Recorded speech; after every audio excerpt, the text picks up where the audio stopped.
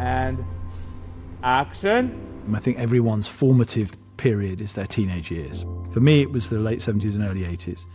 The music of that period, the movies of that period. I've always looked for a way to try to address that time. That was my time. Even though I don't feature in the movie as a character, those memories are very personal. It's 1981, which involves quite a lot of 1970s leftovers. So there's some fantastic costumes wandering around. Big hair. Don't you look absolutely glorious? Very. So I had a Zoom during lockdown with Sam. He said, I'm thinking of writing this film and I'm thinking of you to play a part in it. And I said, yes, please. And turns out the script was really good. I thought it had real life to it. It felt truthful. And the writing really transports you into the era of the piece. Wow, what a place. It really was beautiful. It still is. Sam's directing style, he can communicate very, very well, which I love. It makes it so much easier as an actor to not be thinking about so much things that a director is saying. Thank you. That's all I wanted to get. He is so emotionally engaged. He knows exactly what to say so that you understand what he wants. If it's sad, he's crying.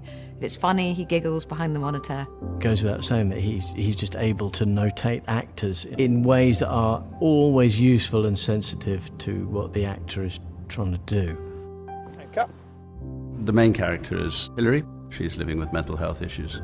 Growing up around my mother, who was disintegrating mentally, was something, I suppose, that formed me. And a lot of those memories have gone into the way that we render Hilary. It's a very warm portrait of a woman, you know, who is really a lost soul, but finds a strange family within the cinema. She has been embraced by this eccentric bunch. Thank goodness you're here, because I need some of this cake! Ta-da! Safeway's finest. Everyone that I've been able to work with closely has been incredible, and we're all just on a journey. Just learnt so much from each and every one of them in different ways. Just sit in the middle of a bunch of people who don't know you, who've never met you.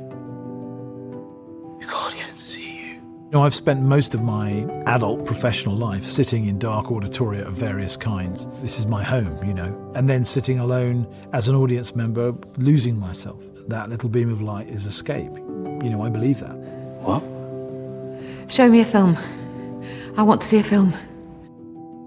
It's a romance about a love of one character for another. It's a romance about a love of this particular world, about the beauty of the idea of cinema. It's not the size of the screen so much, it's whether you get a jump scare at the same time as 200 other people, or whether you cry at the same time as 200 people. If we're not going out and congregating, there's probably a commonality that we're depriving ourselves of. I hope people come and see this film in that spirit.